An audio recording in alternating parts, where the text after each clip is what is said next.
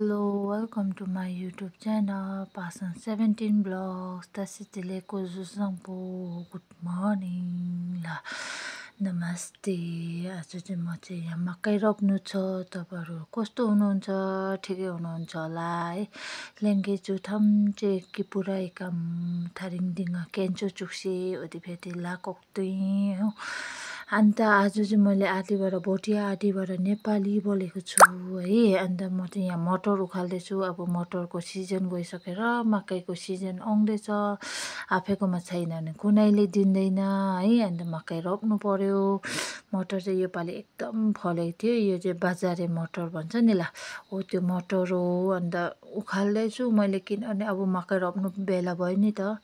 सरकारी मकै भन्दैछ, यो रोपौँ भन्दैछ। अब बस्तीको मकै त अब छनु चाहिँ अब बस्तीको चाहिँ तल रोप्ने, यो चाहिँ सरकारी मकै योपालि फर्स्ट टाइम रोप्दैछु। हो त्यसले गर्दा काग कराउँदैछ, हो त्यसले सुन्दैछु म चाहिँ। अन्त छिटो छिटो खन्नु भन्दैछ आमाले चाहिँ, किनभने पानी पर्छ भन्दैछ। हामी जस्तो सर्जरी भएको मान्छेले चाहिँ खास चाहिँ बारी खन्नु हुँदैन, बल काम गर्नु हुँदैन। बा पनि म चाहिँ गर्छु है, किनभने जिउलाई फिट राख्नु पर्यो। अनि किसिम बिमार लाग्छ अलिकति पसिना निकालेन भने चाहिँ। अन्त खासै काम चाहिँ गर्नुहुन्छ, यस्तो अब हल्का फुल्काहरू चाहिँ गर्नुहुन्छ। बारी खन्नु, बारी बोक्नुहरू चाहिँ गर्नु हुँदैन। म चाहिँ फिलहालमा चाहिँ म चाहिँ गर्छु है, किनभने जिउले जति एक्सर्साइज गरे यति राम्रो हो भनेर।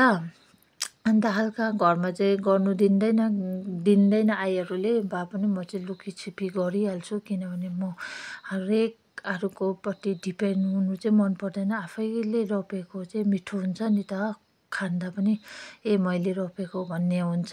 त्यसले गर्दा म चाहिँ काम गर्छु, छिटो छिटो काम गर्नुपर्छ। किन वेदर पनि एकछिन गराङ गुरुङ एकछिनबाट पानी परिहाल्छ। हो त्यसले गर्दा छिटो छिटो गर्दैछ म चाहिँ। अन्त सबैजना सन्चै हुनुहुन्छ होला है। उयसमा चाहिँ अब यस्तै भयो, अब बर्खा पानी लाग्यो। म चाहिँ ड्याङ छिटो छिटो ड्याङ बनाउँदैछु, किनभने मकै ड्याङ बनाएर रोपौँ भन्दैछ नि मामाले। हो त्यसले गर्दा म चाहिँ छिटो छिटो ड्याङ बनाउँदैछु। अन्त यस्तै चाहिँ उयसको वेदर, अहिले घाम लाग्छ, अहिले पानी पर्छ, जुगा पनि निस्किनु थाल्यो। अन्त म चाहिँ अलिकति टेन्सन भइरहेछु, किनभने गाई बिमार भइरहेछ। हो त्यसले गर्दा गाईको चाहिँ कम्परदेखि उँधो चाहिँ चल्दैन, के हो कसो गर्नुपर्ने तपाईँहरूलाई आइडिया छ भने प्लिज मलाई कमेन्ट गरिदिनुहोस् होला है। अन्त म चाहिँ यता उता हेर्दैछु, किनभने थाक्दो रहेछ नि त। कोही बेला अल्गो मान्छे चाहिँ कम्बर पुरा दुख्छ। म चाहिँ यहाँ पापाको जुत्ता लगाएर खुनेको, नङभरि माटो पस्छ भनेर। बा पनि पसिहाल्यो, पापाको जुत्ता चाहिँ ठुलो छ नि त। हो त्यसले गर्दा म चाहिँ यहाँ खुन्दै तपाईँहरूसँग हल्का गफ गर्दै है।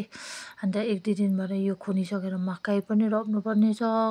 भुटानिसको खोर्सानी पनि बिजन भर्खर आउँदैछ, हो त्यो पनि रोप्नु छ। म चाहिँ हल्का मकै उयो बारी खनिहालेको मकै भन्दा रहेछ। अन्त भुल भयो भने माफ गरिदिनुहोस् होला। मैले नेपाली यति राम्रोसित बोल्नु जानेन भने चाहिँ माफ गरिदिनुहोस् होला है। अन्त जतिजनाले मलाई माया गर्नुभएको छ उहाँहरूले हृदयबाट धन्यवाद।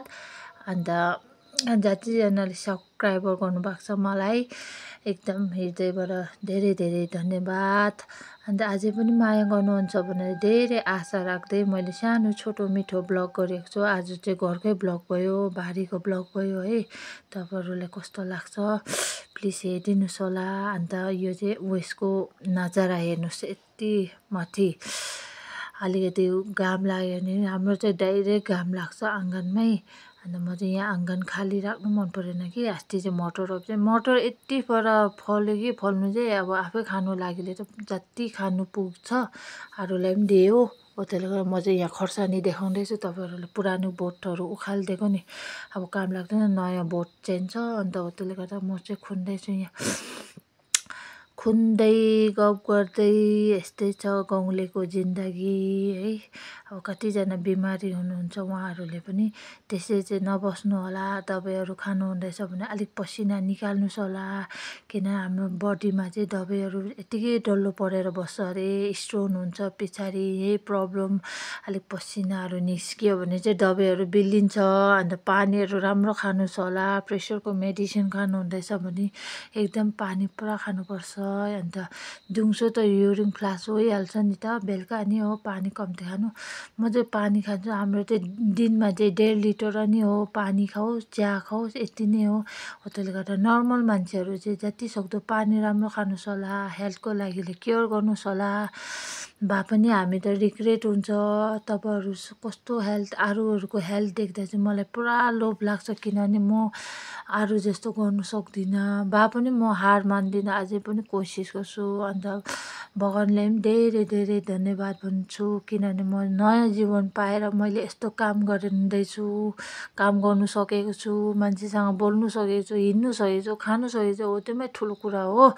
अन्त म चाहिँ यहाँ ड्याङ बनाइसकेर चाहिँ आमाले बोलाएको आउनु छैन, आमा चाहिँ मकै बोकेर आउँदैछ। यो आमा हो मेरो, मम्मी मकै छोड्दैछ, अब यो पुर्नु पऱ्यो अरे, मकै हान्दैछ आमाले, म चाहिँ पुर्नु अरे। एउटा काम नसकी एउटा काम अराउँछ। अन्त यहाँ ड्याङ बनाइसकेर आमाले मकै हान्दैछ, म चाहिँ पुर्दै पुर्दै पुर्दै पुर्दै आउनु अरे। अन्त यहाँ मकै हान्दै पुर्दै, अन्त यस्तै छ गाउँलेको जिन्दगानी, दर्पण छाया यस्तो हो। यहाँ तल चाहिँ गाई गोली, अब जतिजनाले माया गर्नुभएको छ थ्याङ्क यू सो मच। अझै पनि माया गर्नुहुन्छ, धेरै धेरै आश छ, अझै पनि गरिदिनुहोस् होला। अन्त नेक्स्ट ब्लगमा भेटौँ होला, बाई बाई।